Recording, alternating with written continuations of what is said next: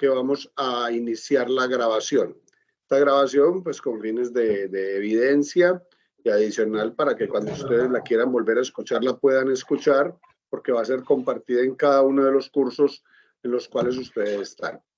Y a las personas perdón, que están participando también nos la pueden solicitar si están. Por favor, cerramos los micrófonos. Por favor, cerremos los micrófonos. Muy bien. Me permito presentarme. Mi nombre es Carlos Horacio Salas Rivier. Soy coordinador académico de programas en la Facultad de Ciencias Económicas, Administrativas y Contables. Les hablo en nombre del señor rector, el presbítero Diego Luis Rendón Urrea, la directora académica, la doctora Rosa María Vélez Holguín, y nuestro decano, el señor Pablo López Tobar. En este momento no nos puede acompañar porque está también con otras labores de la universidad. También les mando un saludo a la coordinadora del programa de Administración de Empresas, Luz Yesenia González, quien se encuentra consolidando informe para la acreditación en alta calidad del programa ante el Consejo Nacional de Acreditación. Bueno, para el día de hoy, entonces sabemos que los estamos invitando a una charla, a una cátedra abierta denominada Economía Doméstica, Finanzas Personales. Hablar para mí de nuestro expositor, nuestro ponente, como que no me cabe porque diría lo malo que es y no lo bueno. Yo creo que ustedes van a darse cuenta del gran personaje, la gran persona, la calidez que esta persona tiene y cómo nos va a transmitir unos conceptos y unos conocimientos que él domina a la perfección. A una persona a la que apreciamos mucho en nuestra facultad, Luis Orlando Villegas Caldas, es ingeniero industrial, especialista en finanzas, magíster en gestión de las tecnologías educativas. Tiene amplia trayectoria en el sector docente y en el sector industrial y sobre todo en la parte virtual. Pues no quiero como quitarle más tiempo a nuestro expositor. Le cedo todo el público a usted, profesor Luis Orlando. Y muchas gracias por esto que nos va a transmitir. Adelante. Muy buenas noches para mis jefes, Carlos, Yesenia, Pablo, para mis colegas, mis compañeros de trabajo, docentes, y especialmente para nuestra razón de ser, que son nuestros 100 estudiantes que están hoy presentes con nosotros. Bueno, 100 hay presentes, pero de los 100 de pronto 20 somos nosotros los docentes. Muchísimas gracias por haber aceptado esta convocatoria. Vamos a hablar de finanzas personales, economía doméstica. Carlos, muchísimas gracias por la presentación que hiciste sobre mí. Voy a compartirles en este momentico pantalla y en algún momento les daré también un archivito de Excel porque trataremos de hacer una práctica en relación a este tema. Quisiera saber si de pronto uno de ustedes nomás que me diga si me está escuchando bien, si lo estoy gritando, si todo está bien. Profe, todo está bien. Todo está muy bien. Sí, está bien. Sí, profe, estamos escuchando bien. Muchísimas gracias. Voy a compartir Sí, entonces. profe, súper bien. Me dicen por favor igual en este momentico si están viendo mi pantalla. Sí, sí, señor. Sí, señor. Listo, muchísimas gracias.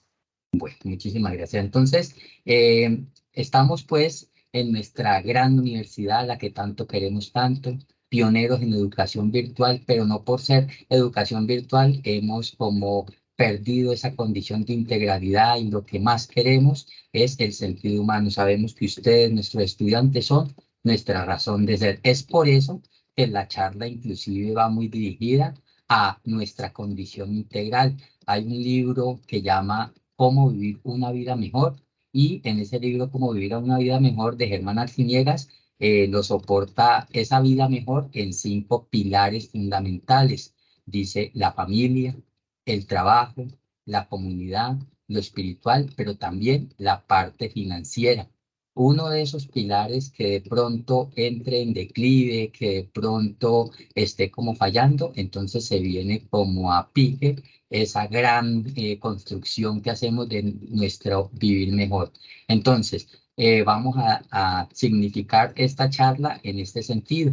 Te vamos a decir que un centavo ahorrado es un peso ganado. Y aquí quiero citar en principio una frase de Albert Einstein y que hacía referencia a esto de las finanzas personales. Él decía que quien conocía el interés compuesto ganaba, pero quien ignoraba sobre el interés compuesto lo padecía. Entonces vamos a ver que las finanzas personales, la economía doméstica, tiene como su soporte precisamente en esa parte del interés compuesto. Hoy en particular, en este rato que vamos a trabajar, es una charla taller, vamos a hablar de unos conceptos muy básicos, unas reflexiones sencillas, y esas reflexiones las tenemos que hacer uno a uno. Vamos a hacer algo parecido a lo que ocurre cuando estamos en una Eucaristía. Al principio el Padre dice que nos tomemos como unos segunditos para reconocer que somos pecadores, como si en unos segunditos fuésemos capaces de reconocer tanto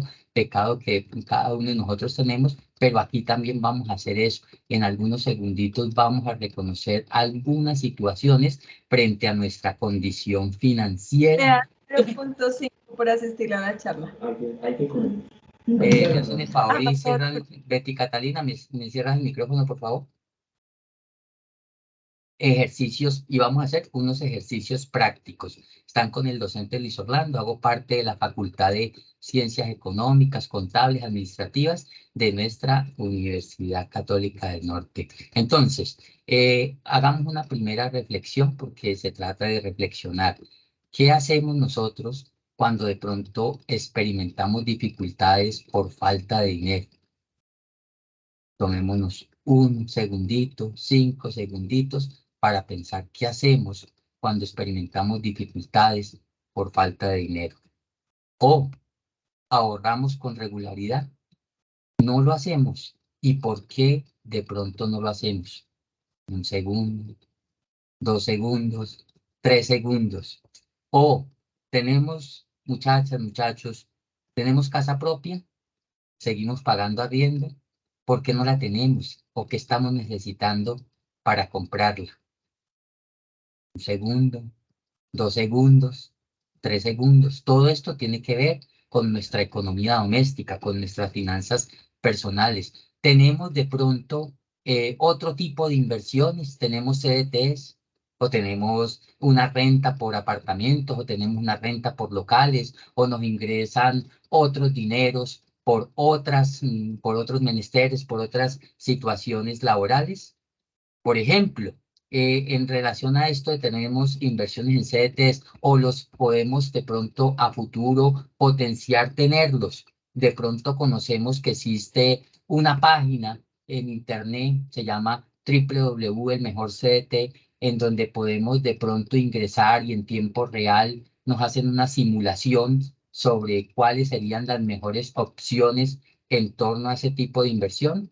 Por ejemplo, miren que esto antes de la charla quise hacer una simulación. Supuse que Luis Orlando tenía 10 millones de pesos y saqué desde la página como todas las opciones que me brindan esos 10 millones de pesos. Aquí simplemente salgo a mostrar 5 o 4 de esas opciones, pero entonces miremos, esos 10 millones me representarían a futuro 12.950.000 si lo dejo en el mejor de las opciones que plantea esa página. Es tiempo real y son condiciones reales. Pero cuando ustedes vayan a mirar esto en términos de finanzas personales, tienen que tener presente lo siguiente. Sabemos que desde las finanzas existen una serie de premisas. Una de ellas es a mayor plazo, mayor será la tasa rendida. Aunque aquí les voy a mostrar un detalle con esta página o con este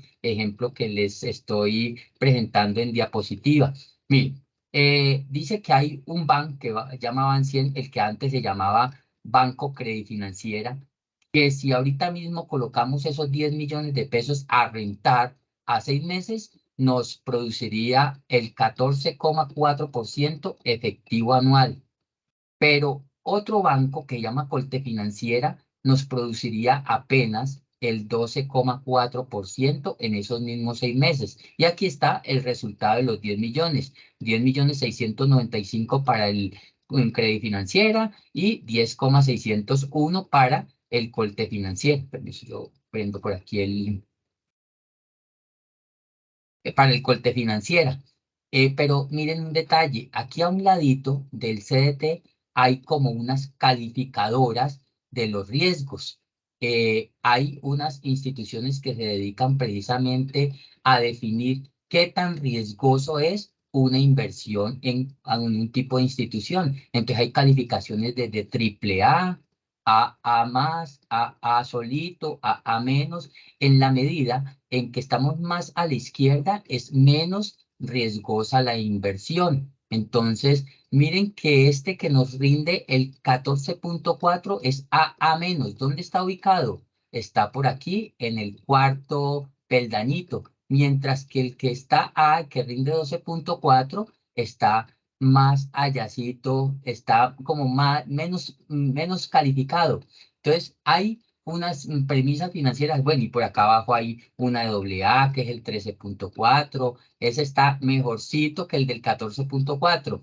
Entonces, tenemos que tener muy presente el tipo de inversión que vamos a hacer. Eso también es economía doméstica, eso son finanzas personales. Voy a mostrarles que nosotros hacemos parte, somos el actor ápice, el actor núcleo, el actor como la fuente de la economía. Nosotros hacemos parte de un actor que se llama hogares. Nosotros como hogares, nosotros pagamos impuestos en el día a día. Estamos pagando el 19% del IVA en muchos de los productos, en algunos otros estamos pagando el 5%, estamos pagando impuesto predial, estamos pagando una serie de impuestos de rodamiento, estamos pagando una serie de impuestos de diferentes índoles como hogar.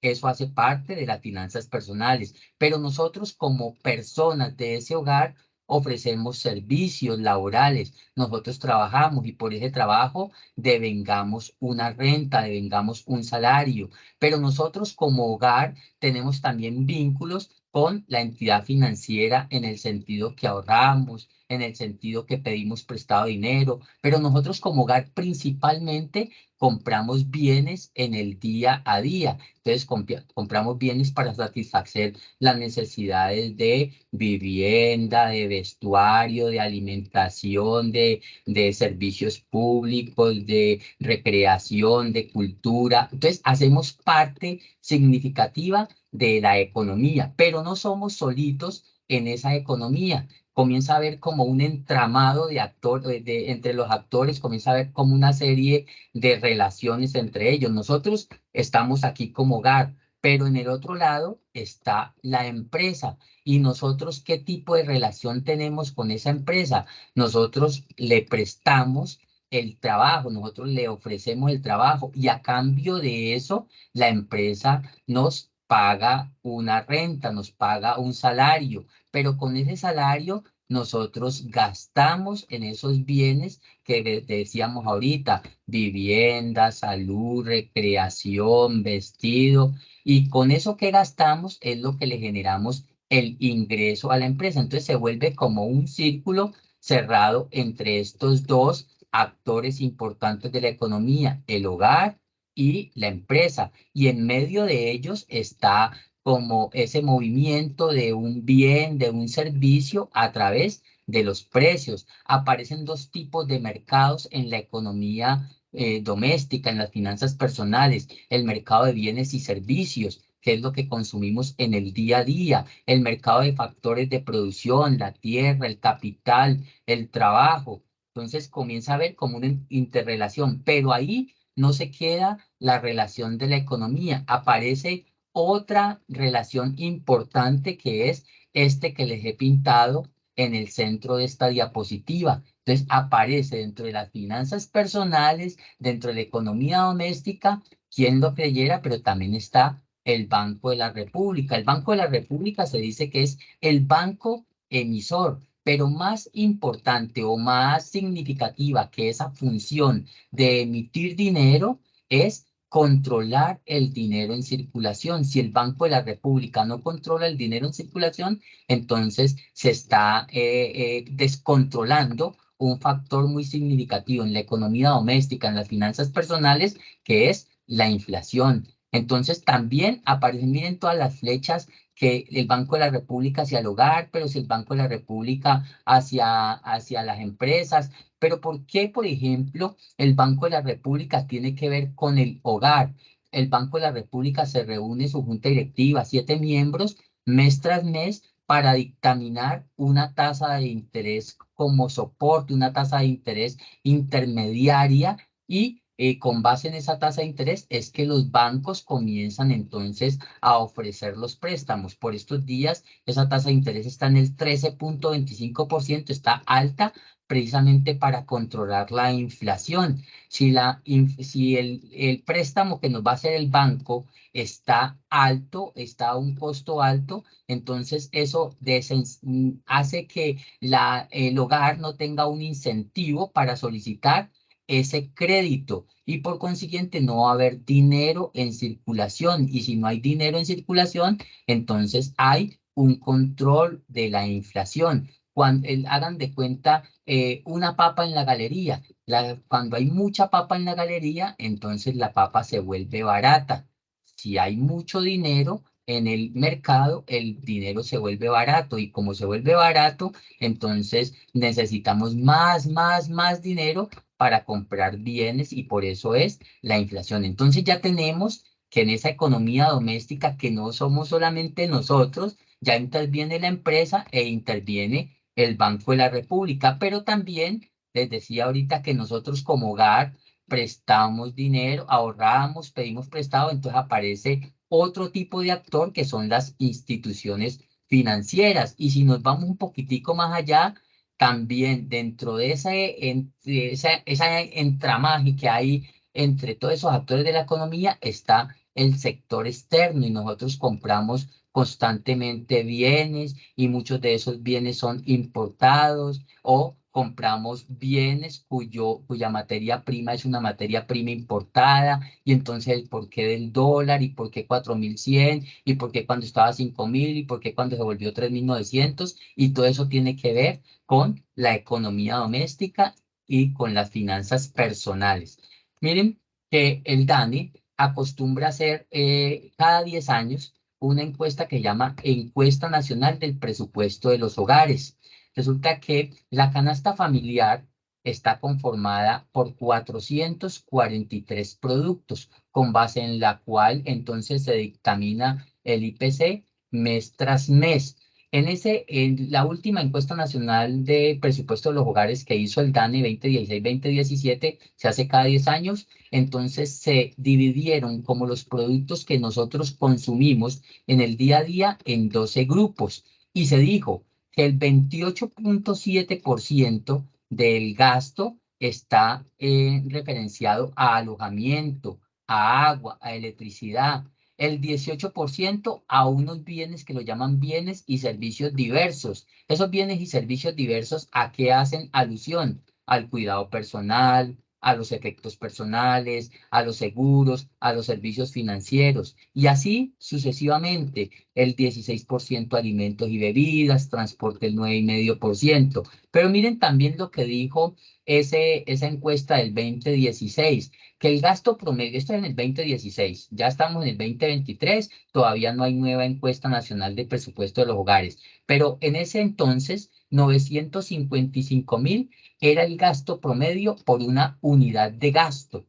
¿Qué es una unidad de gasto para el DANE? Una unidad de gasto está conformada más o menos por 3.4 personas. ¿Qué son esas 3.4 personas? Las que viven en promedio en una casa. Entonces, esa unidad de gasto de 3.4 personas en ese entonces era 955.000 pesos. Si tenemos presente lo que ha sido la inflación del 2017 y el 2018 y hasta el 2023, el 2022 que fue tan alta del 13.34%, entonces ese 955 se sube más o menos a hoy, puesto el dinero en el momento de hoy a 1.350.000 pesos. Y esos 955.000 pesos, ¿cómo se los gastaba esa unidad de gasto? En alimentos y bebidos 310.000, en alojamiento 229.000 y así sucesivamente. También ellos llegan a otro tipo de instancias con esa encuesta nacional de presupuesto de los hogares y dicen en dónde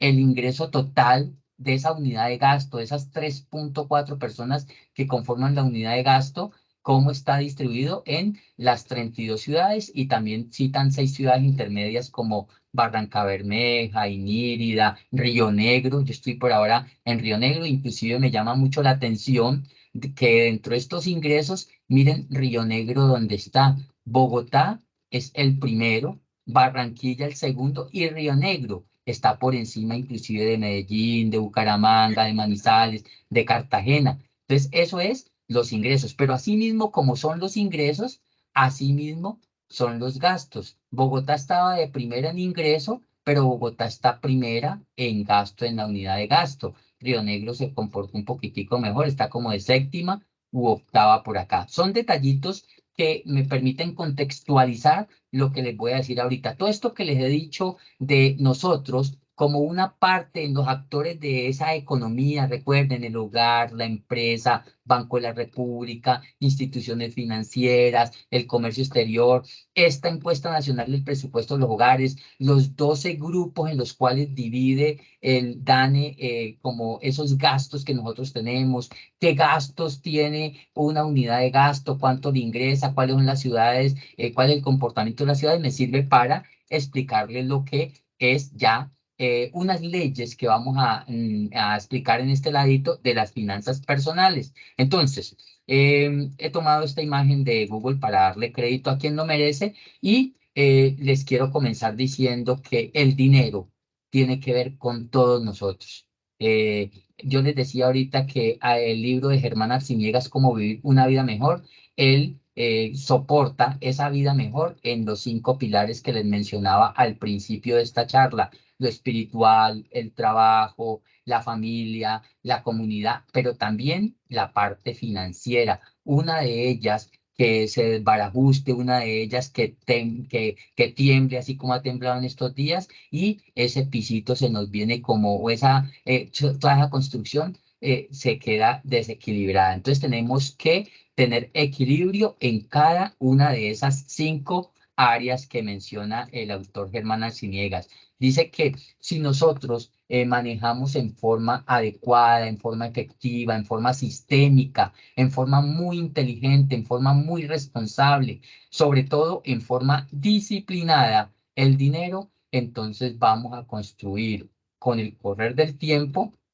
patrimonio personal, patrimonio familiar. Vamos a hacer ese tipo de construcción. Entonces, la invitación es a tener en cuenta detalles muy sencillos, detalles del día a día, detalles que a veces de pronto los dejamos pasar por alto, pasan desapercibidos, pero que son significativos para hacer esa construcción de un patrimonio personal.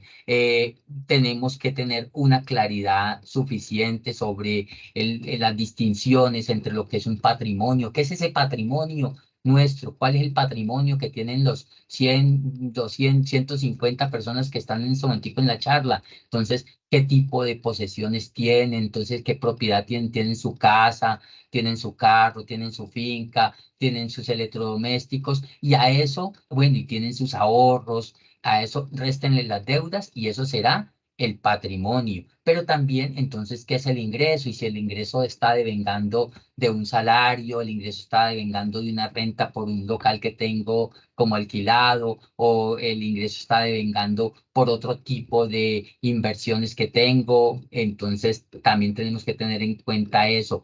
¿Qué es la inversión? ¿Cuál es la diferencia entre inversión y ahorro? En la inversión estoy procurando que esa platica que puse a rentar, entonces tenga más hijitos, es como más próspera la inversión, el ahorro un poquitico más quedado. Hoy en día, si tenemos una cuenta de ahorro, por ejemplo, en cualquier banco, no citemos ninguno, el banco X, antes nos cobran por tenernos la plata nuestra allá guardada, o no nos cobran por una cuota de manejo de la tarjeta, o no nos cobran después de que hagamos 10 transacciones en el mes, o no nos cobran por una transferencia, o nos cobran, nos están cobrando por tener la platica allá, y es la plata nuestra. Entonces, es mejor el esquema de inversión y ya les voy a mostrar esquemas posibles de inversión. Vamos a mirar unas 8 o 9 leyes sobre el manejo adecuado, sistémico, óptimo, inteligente, astuto, disciplinado del dinero. El dinero tiene un valor a través del tiempo. El dinero pierde poder adquisitivo con el correr del tiempo, fruto de la inflación, fruto de la devaluación. El dinero es una mercancía y es una mercancía riesgosa. Todas esas condiciones, todas esas variables hacen que el dinero a través del tiempo pierda poder adquisitivo, que adquiera diferentes valores. El dinero es una mercancía, así como un carro. El dinero es una mercancía como un celular. El dinero es una mercancía como un computador. El carro, el celular, el computador cuestan. El dinero también cuesta. Ese costo del dinero se llama interés. ¿Y qué es el interés? Si quisiésemos definir como interés, interés simplemente la diferencia que existe entre un valor final y un valor inicial. Por ejemplo, hoy nos prestaron 10 millones de pesos y en un año tengo que pagar 11 millones de pesos. La diferencia entre ese 11 millones de pesos y ese 10 millones de pesos, ese millón de pesos, es lo que se llama interés y ese es el costo del dinero. ¿Y por qué tengo que pagar 11 millones de pesos dentro de un año por 10 que me prestaron hoy? Porque el dinero con el correr del tiempo pierde poder adquisitivo, el dinero cuesta. El dinero como segunda ley tiene que estar reproduciéndose, no podemos dejar el dinero bajo el colchón, ni siquiera como les decía en una diapositiva anterior, ni siquiera en esa cuenta de ahorros. Vayan, revisen su cuenta de ahorros y salvo lo que ustedes han ingresado, fruto de su salario, fruto de sus otras rentas, todo lo demás es reste y reste y reste y que la comisión y que el manejo de la tarjeta y que el costo por la transferencia y que el costo por más de 10 transacciones y reste y reste. Entonces el dinero tiene que estarse reproduciendo, el dinero tiene que tener hijos, esos hijos tienen que tener otros hijos, es decir, que el dinero original tiene que tener nietos, bisnietos y para eso se sugiere ahorrar una parte de lo que nos ganamos. Uno puede decir, pero ¿cómo vamos a ahorrar si con esta carestía, con esta inflación, con este salario tan poquito, con tantos gastos? Pero todo es cuestión de costumbre, todo es cuestión de cultura, todo es cuestión de disciplina, de comenzar con poquito y después, en la medida en que uno vaya introyectando eso a nuestra razón de ser, entonces logramos el cometido. Hay un documental por ahí que muchos de ustedes deben haber visto, se llama ¿Por qué los colombianos somos pobres? Y el documental, que es de 27 minutos, espectacular, es un muñequito japonés, un muñequito suizo, un muñequito colombiano. Y nos dicen, ¿y nosotros por qué somos pobres si tenemos dos océanos? Si tenemos el pulmón del mundo que es el Amazonas, si tenemos oro, petróleo, esmeralda, níquel, carbón, tenemos frutas, flores, verduras, tenemos muchas aves, tenemos mucha inteligencia, tenemos muchas mujeres hermosas. ¿Y por qué somos pobres? Y el Japón, que ha sobrevivido a 2 guerras mundiales, miren que estamos en agosto y hace unos 15 días y 18 días se cumplieron 78 años de una situación muy triste en la vida del mundo, que fue Nagasaki, que fue Hiroshima. Esas bombas, ellos sobrevivieron a 2 guerras mundiales, han sobrevivido a tsunamis. ¿Y por qué si son ricos? ¿Y por qué Suiza, que es apenas del departamento del Guaviare en Colombia,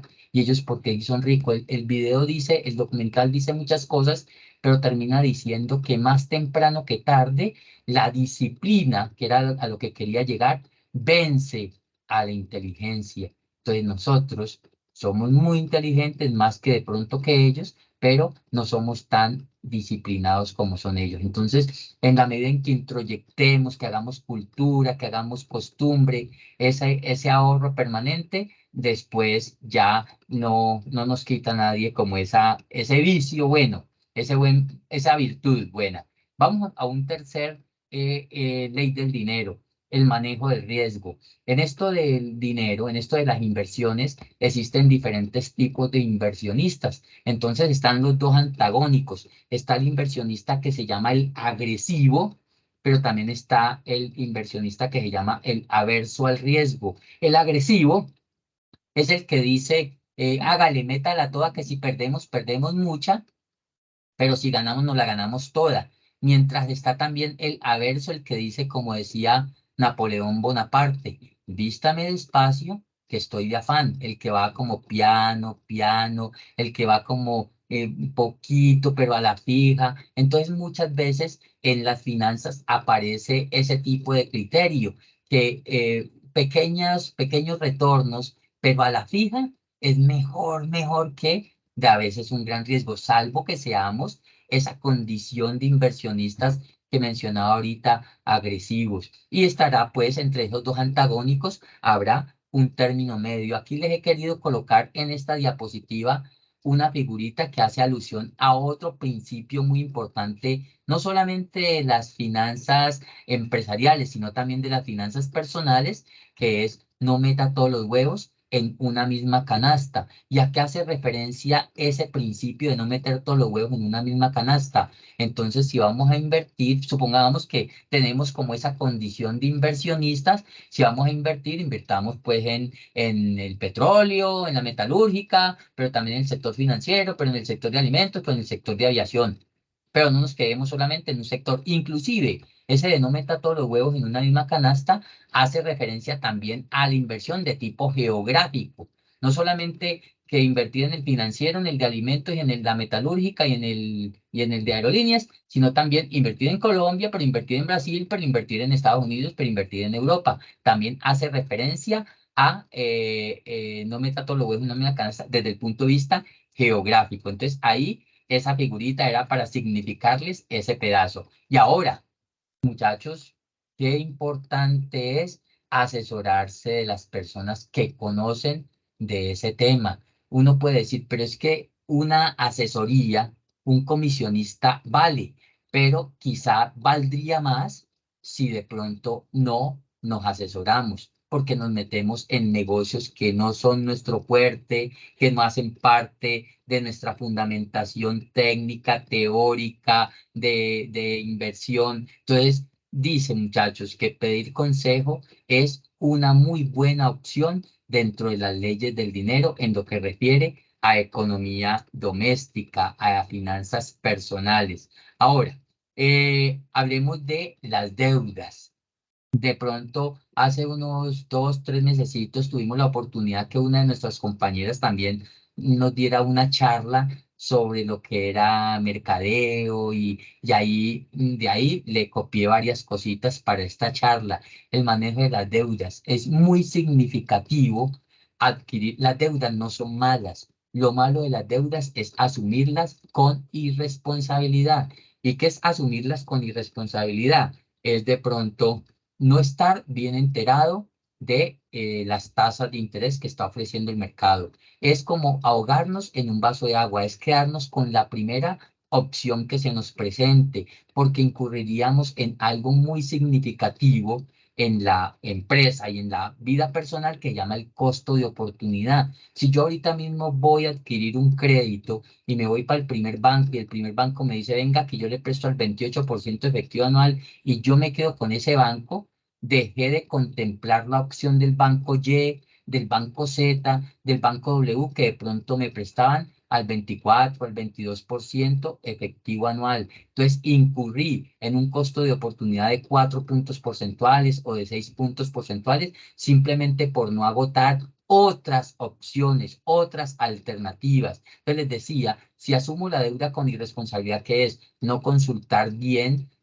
como las variables del mercado en términos de tasas de interés, en términos de plazos, en términos de garantías, eso es asumirla con irresponsabilidad. Otra situación de irresponsabilidad sería asumir una deuda como por a capricho, como para saciar unas cosas, unos esquemas suntuosos, unos lujos que de pronto no me van a representar ningún tipo de rentabilidad. Si, por ejemplo, voy a colocarme en este momentico, a pesar de que estoy en finanzas personales, voy a colocarme en condición de una empresa.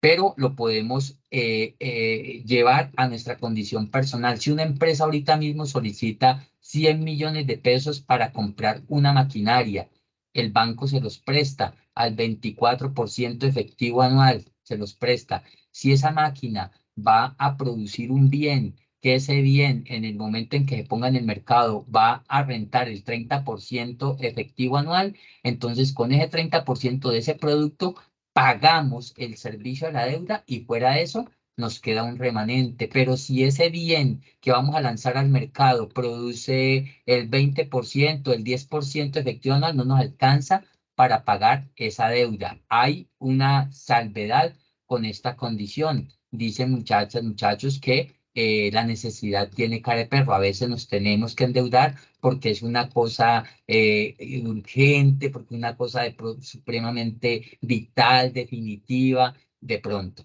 Pero es muy importante. ¿Qué otra situación hace que una deuda sea irresponsablemente asumida?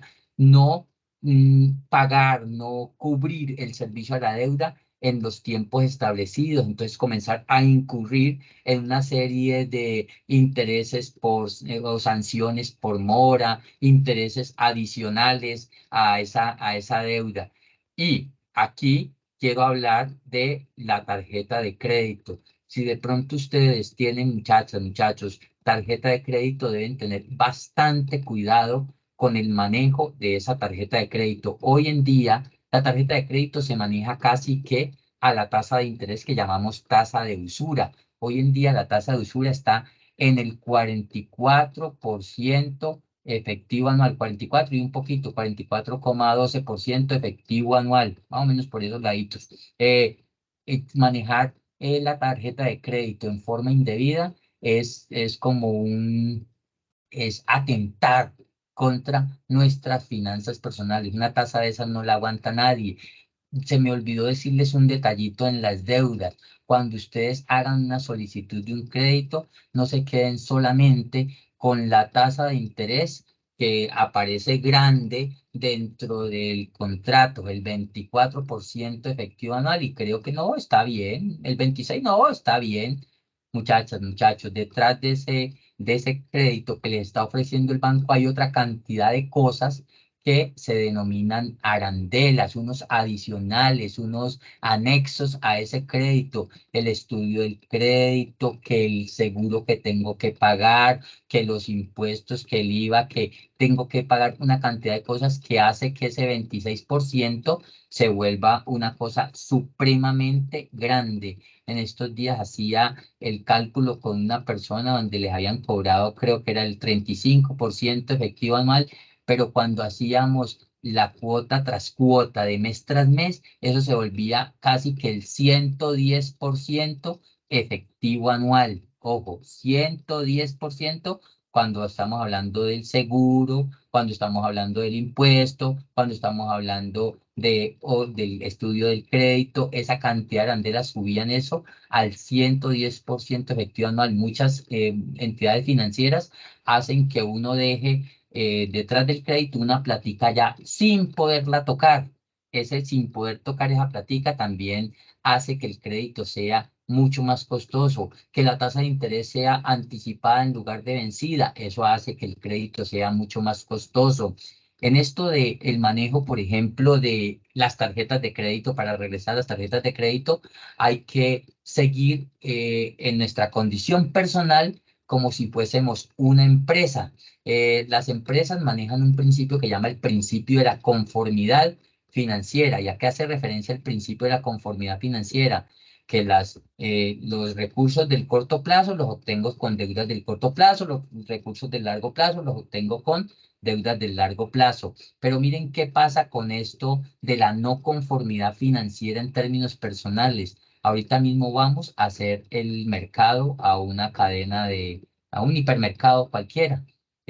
Llenamos nuestro carrito y cuando vamos a pasar por la caja registradora, por el escáner, ya la factura dice son 500.000 pesos. Nos pregunta la señorita o el caballero, nos pregunta ya cuántas cuotas vamos a diferir estos 500.000. Nosotros decimos a 12 cuotas.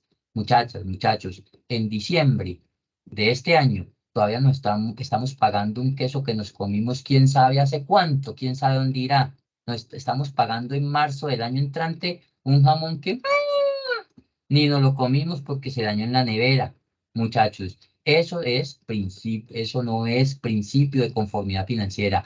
También a nuestras finanzas personales debemos llevar muchas de los principios, como de esas leyes que regulan las empresas. Entonces hay que manejar las deudas con responsabilidad. Aquí quisiera que hicieran como un ejercicio pequeñito para ustedes. Vamos a mirar cómo estamos manejando las deudas. Vamos a contestarnos un solo renglón de eso. Podríamos hablar de muchas deudas, pero vamos a contestarnos un solo renglón. ¿A quién le debo? ¿Cuánto le debo? ¿Para qué me prestó? ¿Sería que era necesario endeudarme para eso? ¿A quién le debo? ¿Cuánto le debo? ¿Para qué me prestaron? ¿Era necesario endeudarme para eso? Entonces, háganlo para ustedes el ejercicio. Yo les comparto, por ejemplo, una opción mía. Voy a ver si tengo aquí una opción mía. Yo, por ejemplo, yo le debo a Licetés. Ay, muchachos, le debo a Licetés. Como son de lindos, Dios mío bendito, si supieran. ¿Cuánto le debo? Le debo 25 melones. ¿Y para qué me prestó el ICETES?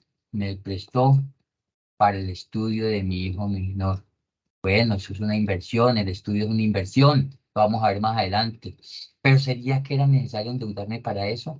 Yo me puse a revisar y en ese entonces yo tenía un remanente, el remanente estaba en una cuenta de ahorros que todos los días, no, imagínate, todos los días me daba, pero infinidad de plata. 14 pesos con 53 centavos, 13 pesos con 86, 17 pesos con 25, no, mejor dicho, me iba a enriquecer. Entonces yo pude haber sacado plata de ese remanente y no endeudarme tanto. Y así podríamos hacer otro y otro y otro ejercicio y vamos a ver que de pronto incurrimos en un momento no sistémico, no astuto, no inteligente, no responsable de ese crédito. Ahora, si de pronto alguien me quiere compartir su condición, también bienvenida. Voy a seguir mientras alguien se atreve a compartirme. Hay otra ley del dinero por allá. Una preguntita así suelta, que es que como estoy sin verlos a ustedes, el panel de los participantes, ¿ustedes me están escuchando o llevo media hora con el internet caído y no me he dado cuenta? Profe, sí se Profe, le le estamos escucha. escuchando. Profe, yo lo estoy escuchando. Ay, Te bueno, bueno. escuchamos. Es Súper que, bien, profe, sí. dale, es que en alguna ocasión me pasó Lo eso. estamos escuchando. Yo en una ocasión me hacía así, No, profe, ahí le estamos escuchando bien. Y mentiras que a la media hora me di cuenta que me había caído el internet. Bueno, muchachos, entonces sigo. Más leyes del dinero. Hay que establecer como una diferencia importante entre qué es lo que se quiere y qué es lo que se necesita. Muchachas, muchachos, el éxito como son de lindos, no es que son así igualiticas y hermosos. En marzo y en septiembre hacen unas promociones, lo que valía 200.000 en marzo, y vamos a hablar de septiembre ya que estamos cerquita de septiembre, lo que vale 200.000, en ese septiembre vayan al éxito que para Dios bendito que lo consiguen a 140.000. Ah, pues mi chica, 140.000, pero eso no es de gratis, eso no es de gratis lo que está haciendo el éxito. El éxito en ese septiembre está sacrificando rentabilidad, porque ya no le está ganando tanto a esa prenda, ya no le está ganando tanto a ese electrodoméstico. Pero miren lo que está pasando. Como hay más personas que van a ir a comprar a 140.000, 140 y otros 140 y muchísimos 140.000, entonces el éxito está obteniendo liquidez. ¿Y la liquidez qué da? Da como la opción de negociar. Entonces, con esa mucha plata en efectivo que tiene el éxito en septiembre, va donde los pequeños productores de esas mismas prendas, de esos mismos electrodomésticos, y negocia con ellos. Les dice, vea, yo tengo platica aquí, vea, pulpita, pulpita. Si usted me lo da tanto, le compro tantas. Y eso que en septiembre compra súper baratísimo, es lo que en diciembre nosotros vamos a ir a comprar con nuestra prima a una plata ya grandísima. Entonces, lo que sacrificaron en rentabilidad en septiembre, se lo ganaron en diciembre y 1.5 veces más. Y nosotros creemos, pues, pero también hay que aprovechar esa opción.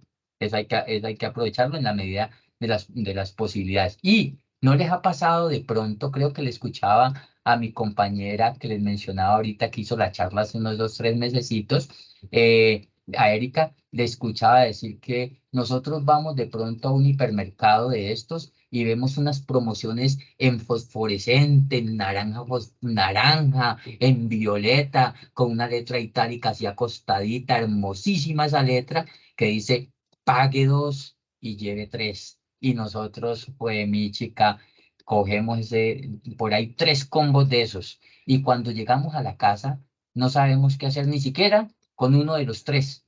Entonces, sí hemos establecido con claridad, o hemos establecido la diferencia entre lo que queremos y lo que necesitamos. Nos dejamos como impresionar por la publicidad, nos dejamos impresionar por algo que se llama el mercadeo sensorial. De pronto ustedes saben a qué refiere el mercadeo sensorial. Vayan a un centro comercial de esos bien finos que hay por ahí y caminen por un ladito. Cuando pasan enfrente de uno de esos almacenes tan bonitos, en la puerta huele a vainilla, ¡ah!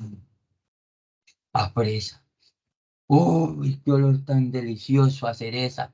Eso ya nos está entrando por el olfato un detallito. Entonces nos da por entrar. Cuando entramos, la señorita o el caballero nos dicen, esta prenda es hermosa, este blue jean, esta tela, y nos hace tocarla.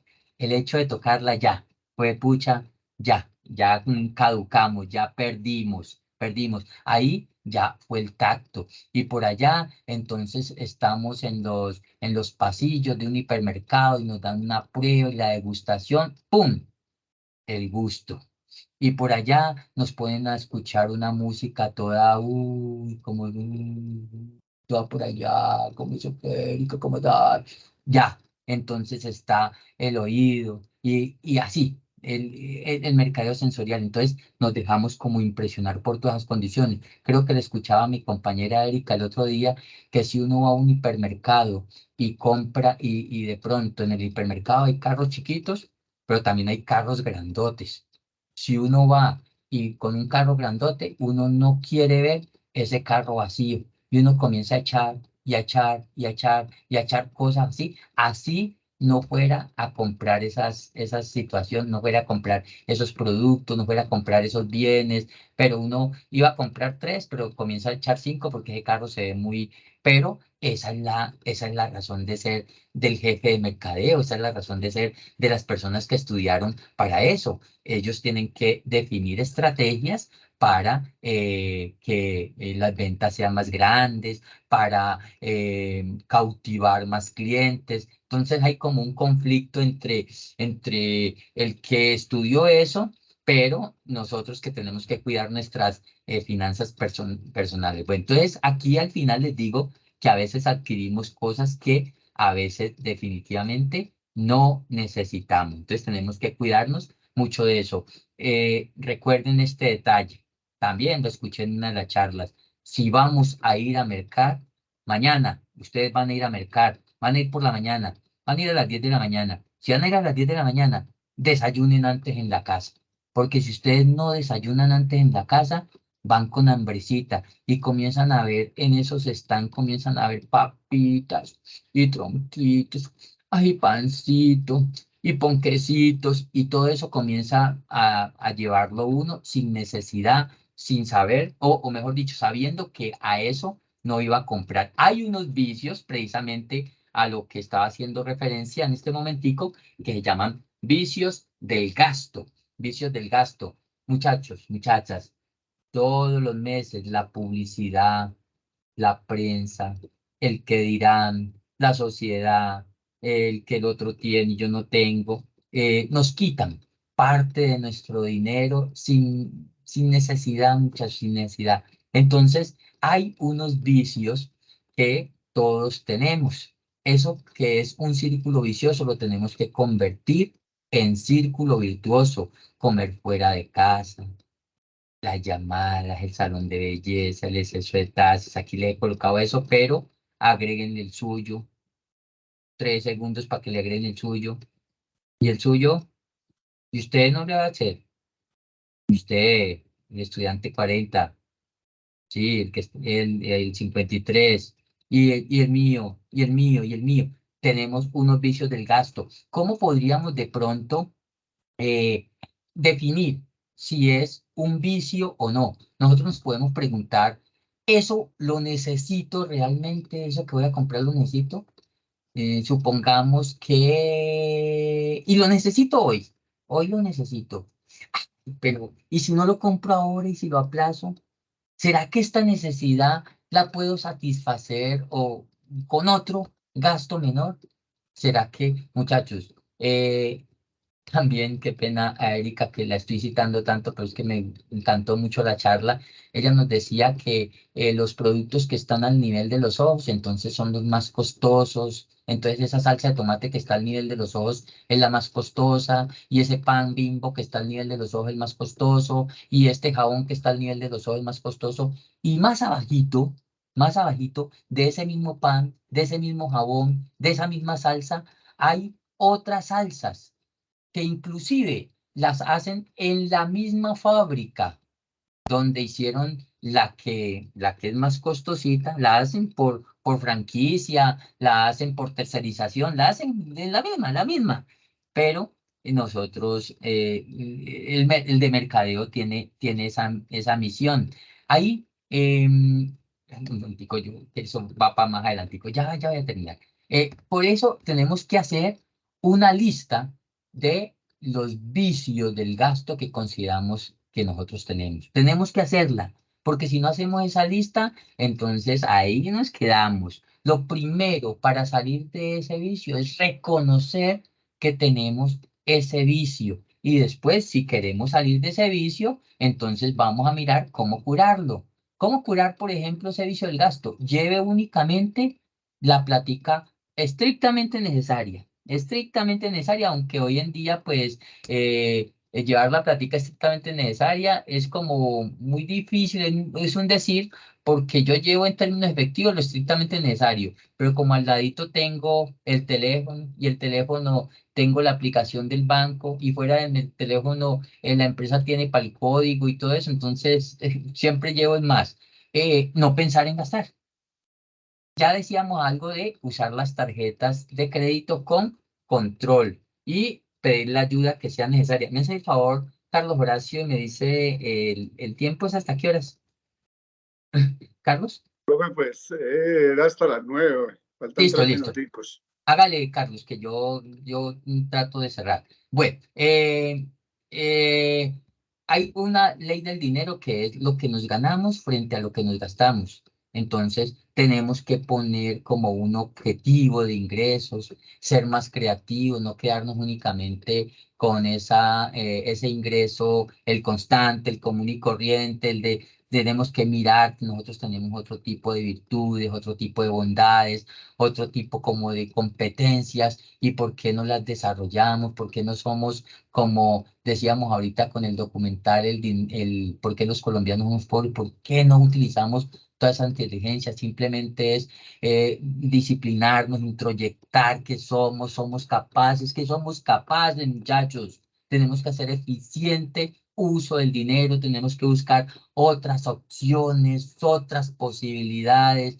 Entonces, eso es muy importante. Bueno, hay una serie de clasificación de los gastos. Ya con esto, pues, dejo, faltan 2 leyes, pero ya dejo aquí. Ya no más tantas arteras. Ya las otras dos se las imaginan ustedes. Hay unos gastos que son urgentes, unos gastos que son importantes, y unos gastos que son ocultos. Les voy a explicar un detallito de esto. Por ejemplo, un gasto oculto para empezar desde el tercero para atrás. El gasto oculto, ahorita mismo compramos un carro y sabemos que el carro nos vale la cuota mensual que le tenemos que pagar al concesionario, pero tenemos que saber que detrás de ese carro viene el deterioro, viene el aceite, vienen las llantas, vienen esa cantidad de cositas, esa cantidad de mantenimiento. Esos gastos a veces no como no los presupuestamos.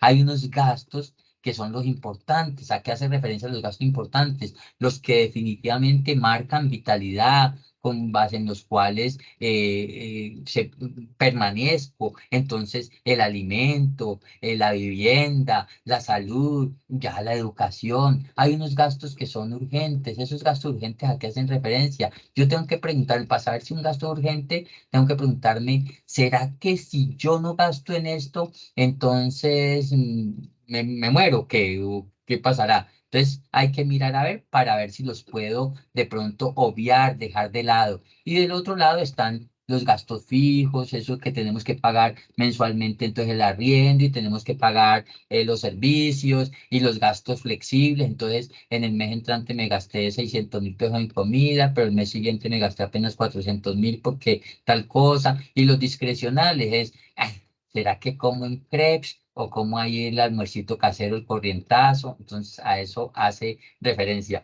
Bueno, ya está bien, ya tanta vaina, fijarse metas, el presupuesto es muy importante. Déjenme mostrarles solamente un detallito, Carlos, y ya. Miren que, por ejemplo, aquí tengo una macro de cómo tener un presupuesto. Tengo las categorías que les decía ahorita que tiene el DAN, entonces por alimento, por recreación, por salud, pero dentro de alimento, en lo que es mercado, lo que es restaurante, lo que es carne, lo que es mecato, pero dentro de la vivienda, el arriendo, los servicios públicos, entonces, y así. Entonces voy alimentando hoy, me gasté en alimento. El detalle de alimento fue que fui al mercado y no es ingreso y no gasto, me gasté 100.000 pesos.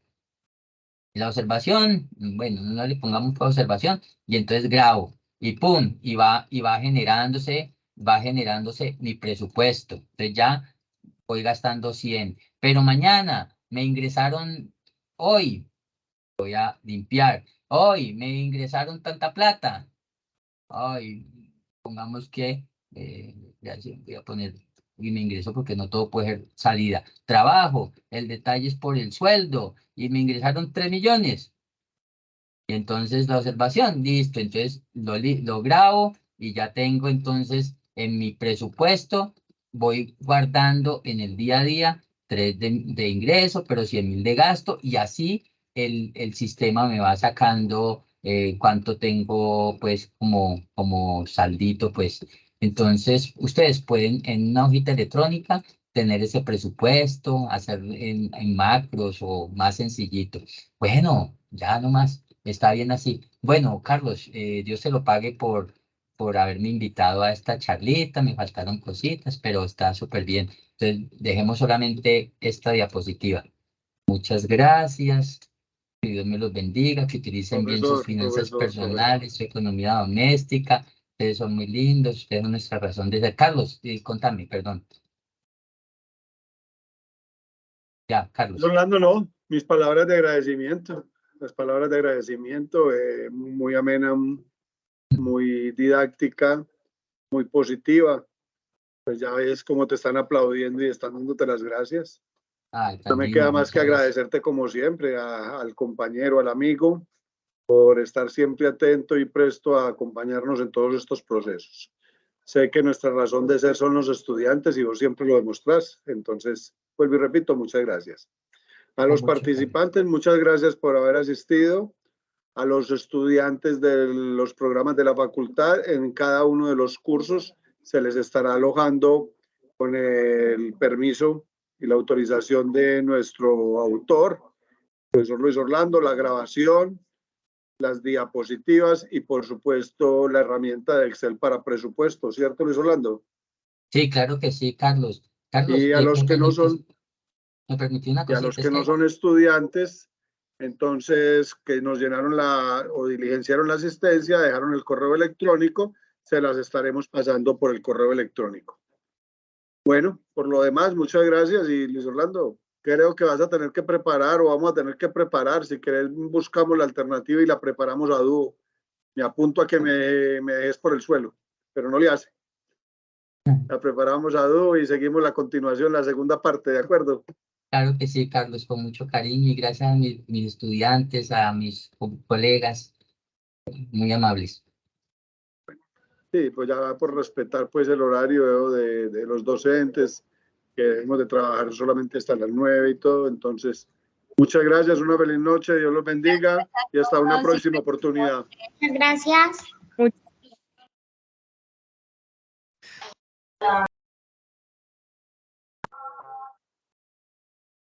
Unas preguntas. Muchas Profe, ¿le puedo gracias. hacer una pregunta?